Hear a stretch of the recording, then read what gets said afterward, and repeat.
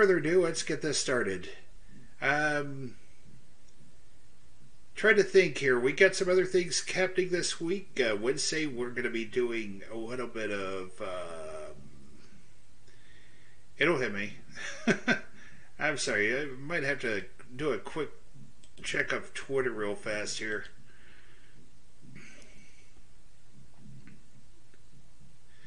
Try to see what the heck is happening here. Okay. There we go. We're doing Jackbox on Thursday. And then we'll probably be doing a little bit of TW on Saturday. It's possible we might... 60 seconds. Two dogs in one hand is worth the bush. All right, everybody, that's 60. We're going in. Yo, Raul here. I've got your very first question. You ready? How many people we got playing? Just the one. Playing alone, huh? Well, who says you can't have fun by yourself, huh? Who says that? Probably people with friends, I imagine. Well, go. Possibly. Oh, and do you want a 7-question game or a 21-question game? Let's go 21. All right, got it. No problem. 30 seconds. Your buzzer is the letter B, as in bric-a-brac. 20 seconds. Okay, this fire hose should not be filled with pudding. Oh, man, I can't believe we're at 20 already. Hey, when you know an answer, buzz in. If you don't, don't. But if you buzz, you only got a few seconds to pick one of the choices or you're going to lose cash, all right? 10 seconds. We'll see you later. 9, 8, 7. Okay, let's get rid of that desktop. 4. Go to Absolutely black. free. Limb Whacker. Slims and trims by removing limbs. That is a very unusual talent right there. Not gonna lie.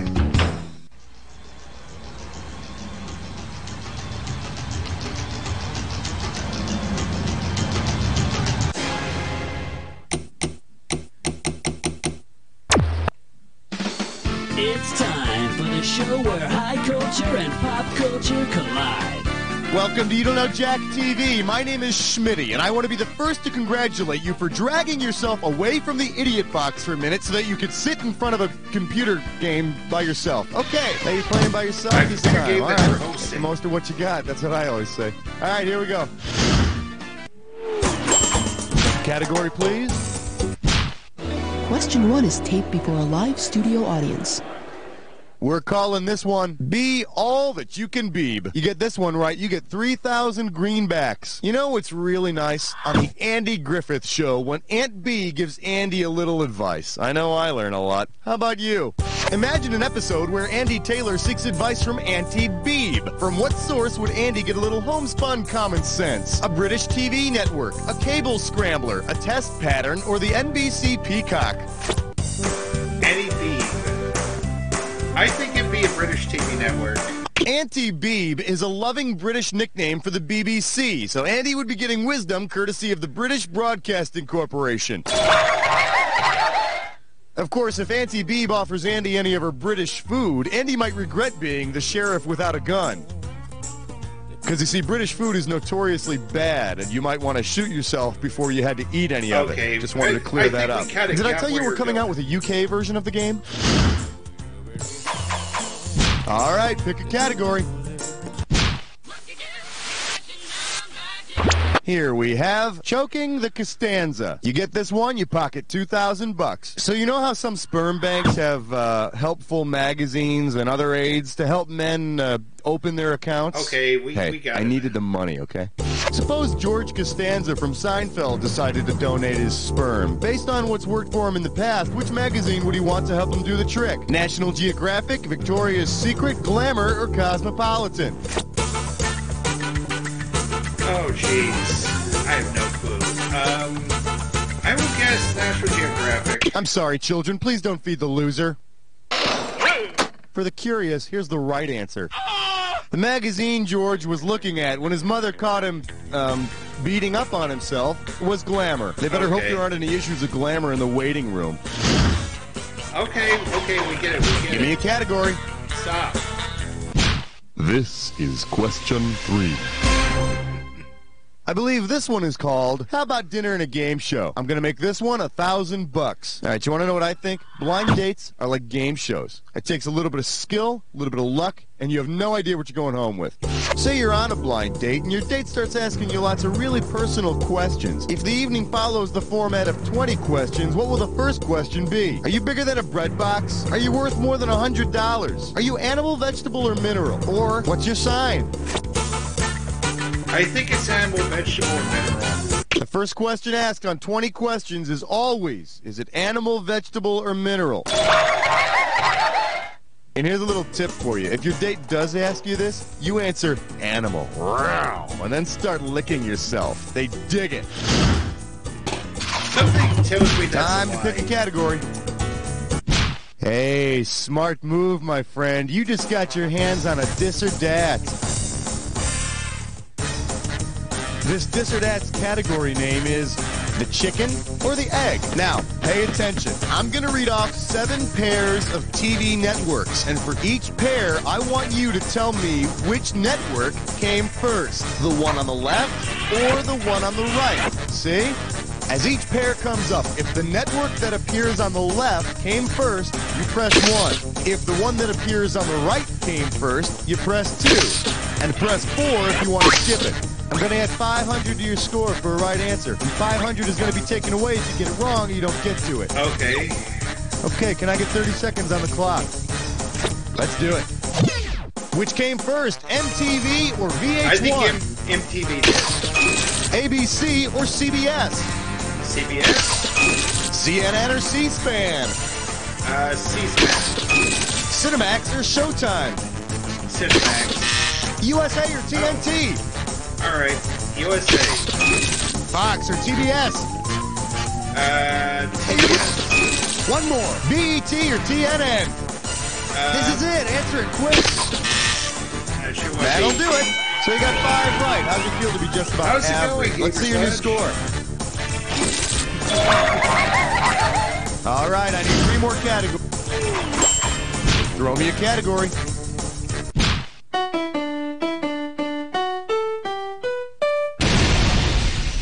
Let's have a big warm welcome for tonight's guest star, God. I got $2,000, says you don't know this one. Think fast, it's question time. Imagine an episode of Highway to Heaven in which God makes an appearance. Given how the main characters refer to God, who would be the best choice to play God? Bruce Springsteen as the boss, John Wayne as the Duke, Frank Sinatra as the chairman, or Johnny Cash as the man in black? I think they refer to him as the boss. But it's been decades since I've seen it. Michael Landon's angel character refers to God as the boss, so the boss should play the boss. So, if Bruce is God, that makes New Jersey heaven. Oh, all right, I need a category. Tonight's topic, 6 in the workplace. Well, let's take a look at. I wish all traffic jams could be like Fame. You get it right, you get 2K. Hey, you remember that speech Debbie Allen gives at the beginning of Fame? Well, say tuition for the students of the High School for Performing Arts is equal to what Debbie Allen claims Fame costs. In order to pay for their tuition, what should students do? Bottle their sweat, damage their nerves, sell their souls, or capture their friends? Okay, I think sweat. Well, fame costs, and right here is where you start paying, in sweat. Yeah. Man, that was a hard workout. You mind if I have a sip? No, Leroy, that's my tuition payment. Oh. Category, please. There you go. There's shout-outs to the people who've showed up so far. Hi. Order. Don't shoot. Got him ordered. Tonight. Savory. I love you, question 7. The category? Arnold drowned in sour milk. You're looking at $3,000 on this one. Okay, think back to those happy days and answer me this. What would you expect to find in a bowl of Malachi Crunch cereal? Little Fonzies between Crunchy Autos, a healthy mix of Richie's and Lori Beth's, Ralph's Potsies and School Books, or Delicious Al's mixed with Crunchy Nuts? I think it would be Delicious Al's. I don't want to hear about Al's nuts. No? Why didn't you pick this one? The Malachi Crunch is that wicked maneuver that the Malachi brothers try to use on Fonzie during the big demolition derby. So try new Malachi Crunch cereal, and for a special taste treat, try some Pinky Tuscadero creams. Give me a category. No. Just no. Join us as we explore the fascinating world of 8. Coming at you, Raymond Burr sings. How does $2,000 sound? See what you can do with this one. Say you wrote a musical version of Perry Mason. Which of these songs' titles would best describe the number of cases Mason lost in the original run of the show? 1, T for 2, 3 Times a Lady, or For Your Eyes Only? I think I'm going to guess maybe he lost 2 cases. You know you want to pick the correct answer, right? Should have picked this one. Perry Mason only lost 1 case during the show's original run, and that was because a woman refused to reveal evidence that would have gotten her off. And he never wrote a book or went on a talk show about it, which just goes to show you, Perry Mason is a stupid lawyer. No. All right, pick a category. We fill your tank and check your number 9. All right, give it up for the food court. You get it right, I'm putting you up $2,000. All right, the People's Court is in session once again, and today Judge Wapner is presiding over 4 attempted burglary cases. Based on each character's actions in his respective commercial, which of the following is the only character that Judge Wapner can find not guilty of attempted burglary? The Hamburglar, the Trix Rabbit, the Lucky Charms Leprechaun, or the Frito Bandito? Okay, I don't think the leprechaun stole anything. Lucky the Leprechaun isn't trying to steal the Lucky Charms. It's those damn kids. And who can blame them for stealing? They're all hopped up on those freaking colored marshmallows. Time to pick a category.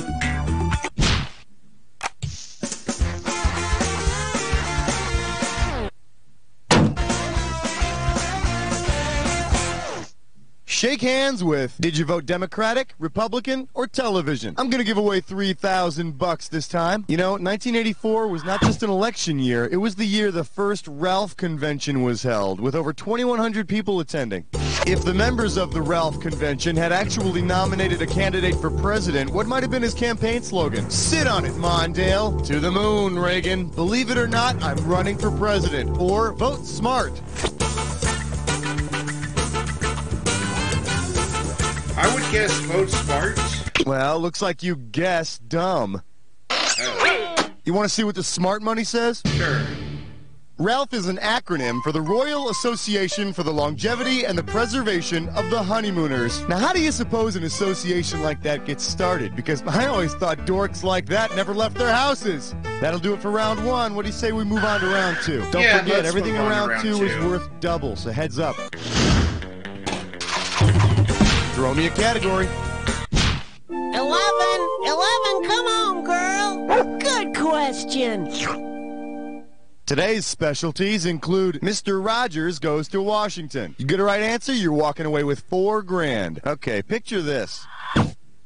As a tribute to Mr. Rogers, Washington, D.C. is rebuilt to look like the neighborhood of make-believe. Which of the following buildings would be turned into a carousel? The Pentagon, the White House, the Smithsonian Institution, or the Washington Monument?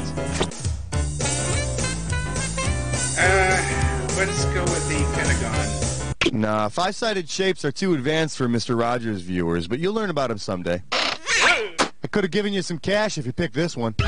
In Mr. Rogers' neighborhood of make-believe, the museum is a carousel. So if Washington is the land of make-believe, then I guess the president gets to be Mr. Rogers. And, well, everyone else in Washington would still get to be his puppets. All right, I need a category. Okay. Well, what do we have here? Batman and Robin. $2,000 for a correct answer. Holy people in your house that shouldn't be there! Someone's broken into the Batcave!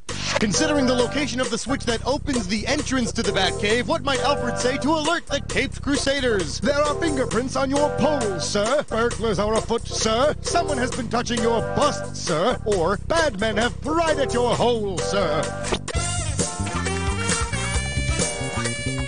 I think I'd be the pole. Yes, there is a pole that leads into the Batcave. Unfortunately, that's not what I asked. The correct answer is... On the TV show Batman, the button for the Batcave is located in that little bust of Shakespeare they got. But the bungling burglars could never find the button for Batgirl's Batcave. Lower. No, to the right. Ugh. Category, please. Flash, we interrupt this game to bring you a special question. This one's called Important Issues of the 80s. 4K coming your way for a right answer. All right, I got to fill in the blank for you. So when you know the answer, buzz in and type to your little heart's content. You ready? According to the commercial, where's the beef? This could do it. I remember this. The beef could allegedly be found in the jumbo burgers at Wendy's. Yeah. Burgers. Oh, man, you're not going to believe what I thought that little old lady was asking for. All this time. Don't I feel the fool? I don't think I would want to know All right, pick a what category. you thought it was. I remember growing up on the mountain and sharing my bedroom with 14.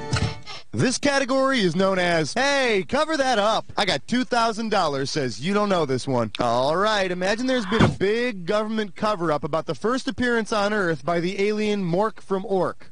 Because Mork first appeared on his or her show, who of the following would be the best person for the government to silence? Gilligan, Mel Sharples, Richie Cunningham, or Mindy McConnell? Mork and Mindy was a spin-off of Happy Days. Mork made his first appearance on Happy Days, so Richie would be able to give you some key information. And while they're at it, maybe the government can whack Ralph and Potsy because, you know, they can get away with it. Well, they Give me a don't category. really do much on that show, do they? Hey, stress cut with lime sore. Oh, gibberish question time. One gibberish category coming up. Always choose Europe over Asia. The opening value of this gibberish question is $10,000. Now, as soon as you know the answer, you buzz in and start typing, because I'm going to take away some of that cash every second and a half. Step right up and buzz in when you can tell me what this rhymes with.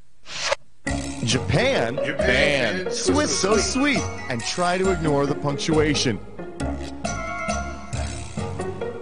Swiss so sweet. First clue, it's a commercial tagline. Swiss so sweet. Japan band, Swiss so sweet. It's a tagline that helps... It's all yours. Type in the answer and then hit return.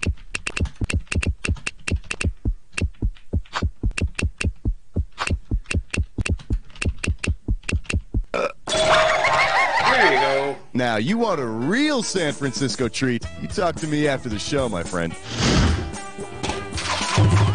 Throw me a category.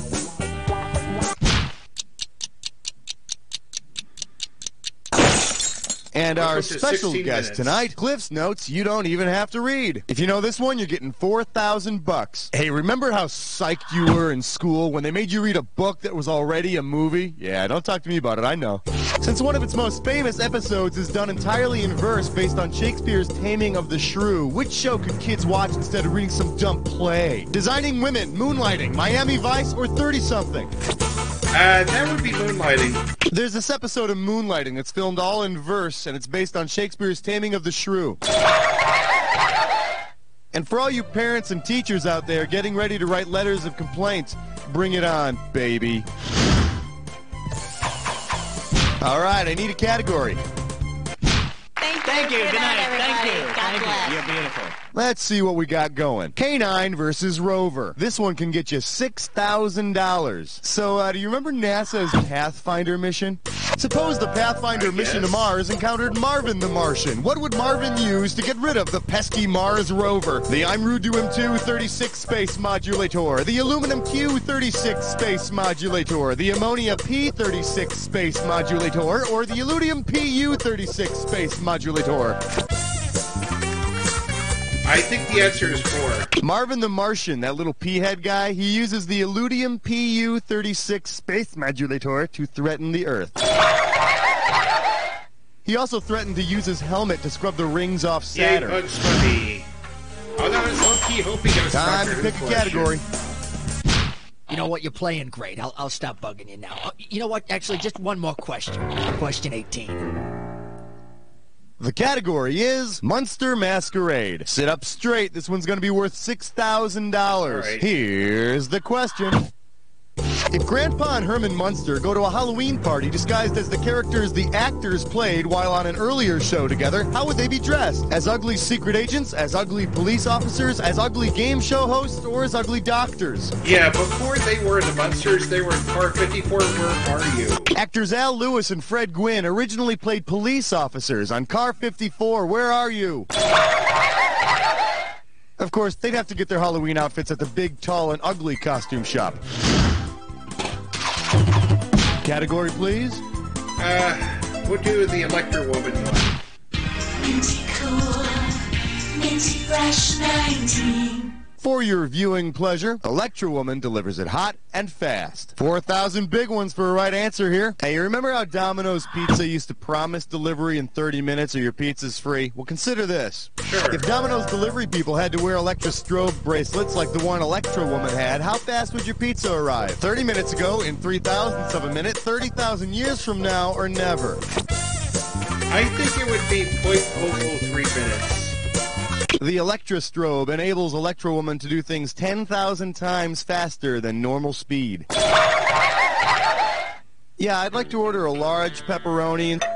Domino's Pizza here. Give me a category.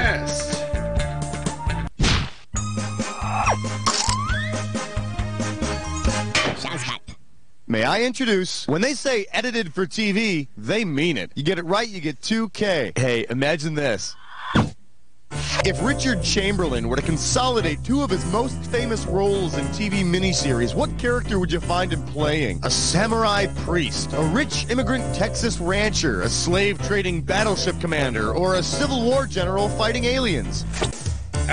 He was a samurai and a priest in various miniseries. My close personal friend, Dick Chamberlain, starred in two of the biggest all-time miniseries as an English samurai in Shogun and a tortured Australian priest in The Thornbirds. So he kills people, but he's racked with guilt about it. Seems about right. All right, pick a category.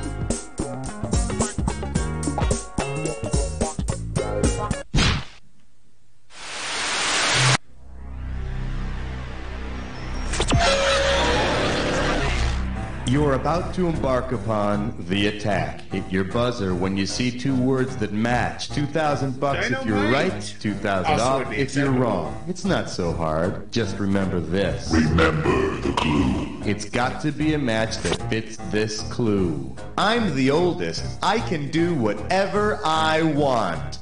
I also happen to be the most attractive. See ya. Marcia?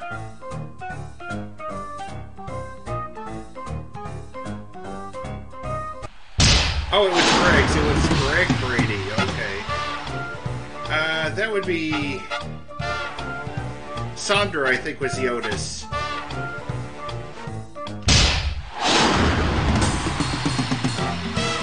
Partridge. David? No, it was Keith Partridge. Okay.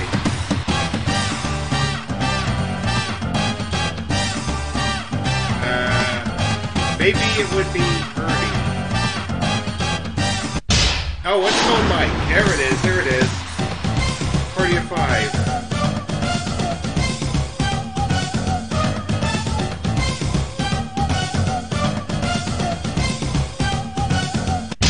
Charlie.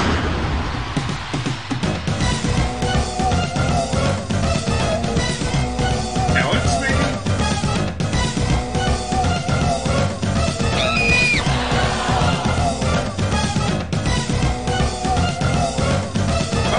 I should know this.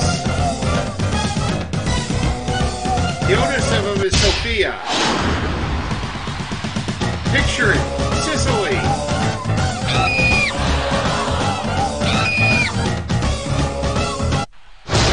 It was Alex. Nicely done. Nicely done, huh? Let's see what's in your score. That's the game. Could have been better. But concerned Player why I one, I was the couldn't have first done a step. I'll better take job it. myself because I wouldn't have played by myself. I would have found something else to do, you know? No, but seriously, player one, and this isn't easy for me to say. Very nice work, people. That Let's get segment those has been commercials determined to be going. a lie. Raoul, hon, we doing this again? Yeah, oh boy, you made the high scoreboard. There was an empty slot there. Basically what you did was you filled a vacancy for us. Thank you very much. If you'd like to play another game, let me know when you're ready. Civil War Battles of the Network Stars. Okay. Ken Burns film coming this fall to PBS.